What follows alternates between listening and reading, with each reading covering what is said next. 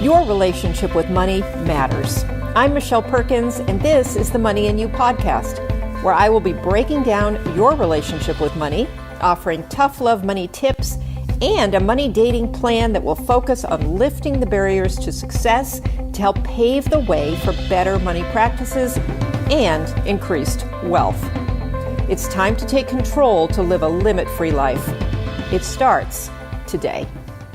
Hello. Welcome to the Money and You Show. I'm Michelle Perkins, your host. Super happy to be here today. As always, I love to do the Money and You Show, and typically I have guests on, but I'm doing a few solo shows here because there's just some things that I think are important to talk about, and I want to get them out there and create some shorter shows so that you can just get a little of Money Monday wisdom and hopefully kind of get in the groove of thinking about your money, spending a little time every week, focusing on money, because remember, what we focus on expands in our life. And I know for a fact that if you spend time thinking about money in more positive ways, or thinking about it at all, but we do want to make sure that we're asking the question, how can I improve my relationship with money? How can I make my money situation what I want it to be? Versus the negative questions that you could be asking yourself. We really want to put out there in the universe that you are on a quest to manage money, gain control over your money, really see yourself as a leader in your own financial life and a creator of financial success in whatever way that is for you. I really stand by my company name, which is Limit Free Life, and I want you to feel limit free in this too. I don't want money to be something that it feels like it has control over you. I want you to be in control of your money, and the ways that you do that is to understand it, to understand yourself around money, and to learn enough about finance to make decisions that are going to be beneficial in your life. And I think that's really where we've missed out. We make decisions automatically from our subconscious mind and from our things we've heard from other people. And we make money decisions very automatically, and we're not so conscious about it. So we want to learn enough to stop and think. And when we make money decisions, be able to observe ourselves and make sense of what we're thinking and stop ourselves and say, is that a decision I'm making out of fear? Is that a decision I'm making from a wise place? Is that a decision I'm making or not making because I don't see myself being able to do that, to kind of climb that financial mountain, whatever it is? We have to look at that, because otherwise our survival brain will just say no to most things, actually, that feel like a stretch, and say yes to some things that we think will keep us safe, that maybe will just keep us stuck. So it's a very, very interesting psychological, emotional game that we're playing all the time with money. And so I want to talk today about, it's kind of along those lines. I want to talk about how we motivate. The title of today's show is Motivators and Metrics Around Money. So these are really interesting things, because I was looking at why we do what we do, including for myself. Why do I say I want to do something and not do it? And another business coach and I host a business accelerator group. It's a year-long program. We have business owners who are in that program, and we have quarterly mini retreats, we call them, and it's called the Thrive Accelerator. And in the mini retreats, we go over a lot of business metrics, and we go over a lot of different things. And in this last one we talked about motivators, and part of that was motivated by me looking at my own motivators and talking to my own coach about that. And so I kind of want to review that with you, because it's really important. Like, we came up with some very big epiphanies in that conversation. For one thing, as much as we say we want money, as much as if I ask you, so do you want money in your life? You're probably going to say, yeah, of course I do. And if I say how much, you're probably going to give me some very large number, because you think that's what it's going to take for you to live the life that you imagine and dream about. And And yet, that might not motivate you as much as you think. Knowing that, thinking, yes, I want $1 million, by the time I'm 30. Even though you want it, you might not be motivated enough by that goal to do the work that it's going to take to actually do that. And that's where the conundrum comes in. That's what I'm actually asking a lot of questions. Everybody in our Business Accelerator group has goals, big goals. We push them to have big goals. And when they don't do the things that they assign themselves to do, those steps along the way, we're always asking the question of why. What got in your way? Why didn't you do the thing? Sometimes they don't know how to do the thing. Sometimes they don't have their mindset in a place where they believe they can do the thing. There's a lot of reasons why people don't actually take the actions they set for themselves, me included. So analyzing that, instead of just every single month putting the same things back on your to-do list that you didn't do the month before, ask yourself, where is my motivation?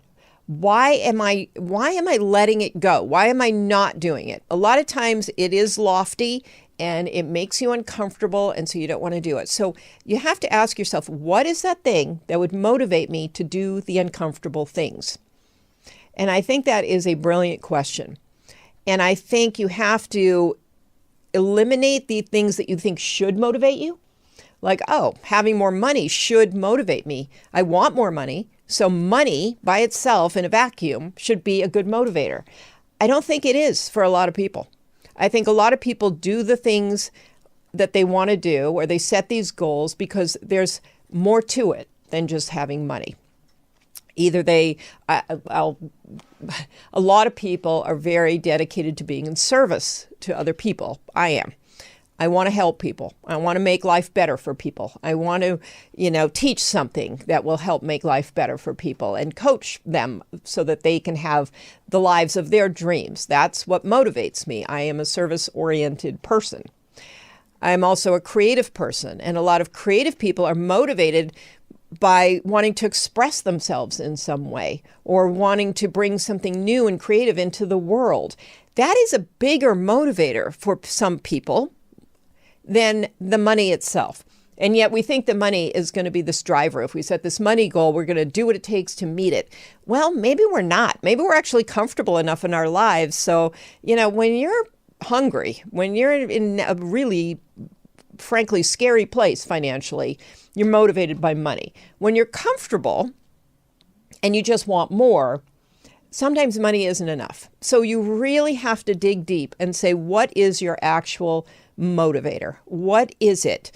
Some people just like the feeling of winning. Everybody is motivated by different things. So yet another thing to understand about yourself, when do you feel kind of lit up emotionally? Is it when you imagine money, when you say the word money, when you think about what it would be like to have a big bank balance? Maybe not. So, that's where people, competition isn't talked about as much as it used to be in my day. Now it's a lot of collaboration and cooperation, which I think is great. I think it's way better. But competition in the old days, when they used to teach that in school about, how to look at your competitors and how to deal with your competitors, there was a level of motivation in that I think helped people to do things. So we've got to find our motivations. And then you've got to show up for whatever it is that you need to do with that motivation in mind. So if I think about, I want to make, X amount of money this week, that's true. I actually do. But will I do the things that will bring me that money? I don't know. But if I think to myself, I want to be of service this week, I want to help people, I want to show up, I want to sit down with people and work with them on their money or on their career, that will motivate me. And if I schedule appointments and I have people to show up for, I am very motivated. If I'm showing up for myself to gain a certain amount of money, I'm motivated. But I may or may not do what I need to do. And that's what I uncovered about my own motivation. Do I want it to translate into financial well-being? Yes. But my real superpower and my real motivator is being of service, bringing something specific to people. So I think it's really important to think about that. And I actually, wrote it out. This is how I'm going to show up. This is why I'm going to show up. This is what I love to do. And this is, and I read that and I get remotivated in the morning. If I just read, this is how much money I want at the end of the week, it's not going to motivate me that much. So I think it is incredibly important with anything you're doing. Whether it's, running, if you're trying to build up your stamina in running, if you just think about getting to 3 miles, that might motivate you. If you think about your high blood pressure, that might motivate you more. I mean, I don't know what it is, but think about what will really motivate you. Write it down, read it to yourself on a daily basis. And it's going to move you. It's going to get you to take action. It's going to get you to do the uncomfortable thing in a way that is more powerful than putting down something kind of that doesn't really move you that much. But it is still getting you to the same end goal, really. But you need the motivator to get you to take the action, stay on schedule, work your calendar, make the calls, whatever it is. So I'm gonna leave you with that on motivation. I think it's super important to figure that out. And when you are trying to get to a new financial place, figure out what will motivate you. Is it the ability to send your kids to, any college they want? What is it? Where is the motivator? And remind yourself of that motivator.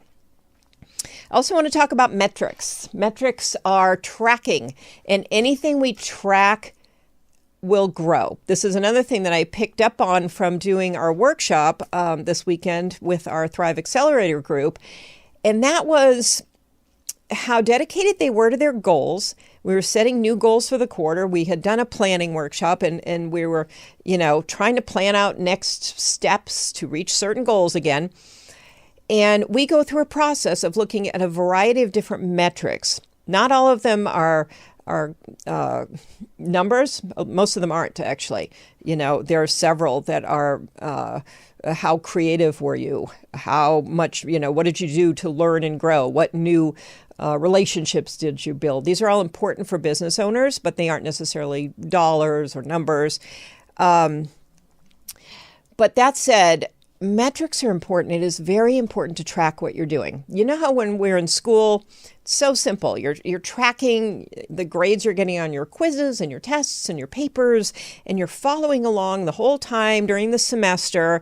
If you're smart, I mean, some people don't follow along and then they're surprised at the end, that they're behind or they didn't do as well as they thought. So we don't want to do that. We want to follow along, be tracking, and be tweaking as we go. We know that if you got a D on a quiz, then you need to either figure out what extra credit you can do or, how to do better on the next test. So we do that almost automatically in school. Nobody even really teaches us to do that. It's just kind of how we keep ourselves moving forward to get to our goal. But we don't take those principles and really apply them to other areas of our life. And I think with money, it's a great thing to do, to track different metrics. And for you, you'll have to identify what metrics you can track and then to watch those, because this is one of the really important things about money is tracking helps. Some people say, I don't want to track it. It's depressing. I don't want to see, how bad it is or whatever. But tracking is how you follow and know what's going on. So you do exactly what you do in school. You tweak it. You find new ways to improve. You find other things that you can do to give yourself an uptick in the money department, just like you would in school when you're trying to up your grades. So metrics matter, motivators matter, and metrics are something that I do think people track, very basic ones maybe. Certainly business owners, actually, I find business owners don't even track how much they're making along the way. Some do, but a lot of them don't. A lot of them, they figure out how much they made at the end of the year, and that's really not going to serve them. So it is very important, whether it's earnings or expenses or savings or debt reduction, investments, whatever it is, think about the metrics that you can track and track them, watch them, look at them, make decisions based on them as you go along. And you're going to see that this creates a system for growth and a system for improvement. And with that system, you're going to see real results. That's the other thing. If you relate it to school, there's a system for everything. And there's a system in our businesses. There's a system in how we eat. But for some reason with money, we tend to neglect setting up systems. We tend to neglect looking at things along the way so that we can make better decisions. And so I think the real point of this podcast is to help you understand that looking at your motivators and figuring out metrics that will help you and following those metrics those are going to be game changers for you. Absolutely, without a doubt. So it takes a little effort, but again, this is why I talk about dating your money. We've got to put the effort in. We've got to spend the time. So a little bit of time every week goes a very, very long way with helping you to feel confident and in control with your money. And that is priceless, really, because losing sleep, getting yourself all in a knot about money problems, that's no way to live. And so, yes, if you have to take a little time each week to track these things and think about these things and look at them, it's in the longer scheme of things, you are going to create a much more, not only a financially more abundant life for yourself, but a calmer, more peaceful, more just happier life for yourself. And you're going to see yourself in this creator mode, just like you are in other areas of your life, where you are creating your own financial life in the way that you want. But you have to know what that is. And metrics help you to figure out what to track so that you are going in the right direction. So I hope that made sense. You are more than welcome to reach out to me and ask me questions about this. I'm also going to put a PDF download together that will help give you some ideas for metrics that you can look at, because you might be a little stumped on that one. So I'll put some thoughts out there on paper that you can use as a guideline to help you to create your own money metrics that you can follow. And money tracking is extremely important, like tracking in any area. So thank you so much for being here again for another episode of the Money and You Show. And thank you, UBN Go, for broadcasting the show. And please check out the Limit Free Life website, limitfreelife.com, and you can find some free resources. Check out more of the Money and You podcast. Please share them and give us a review if you like the shows, because the more reviews we have, the more great guests we can bring on and great episodes that we can put together for you. And really hope you'll take some of this to heart and use some of this great information to improve your own financial life and financial well-being, and learn to love your money, because money is with you for your whole life and you want to have a great relationship with it. So thanks so much. See you next week.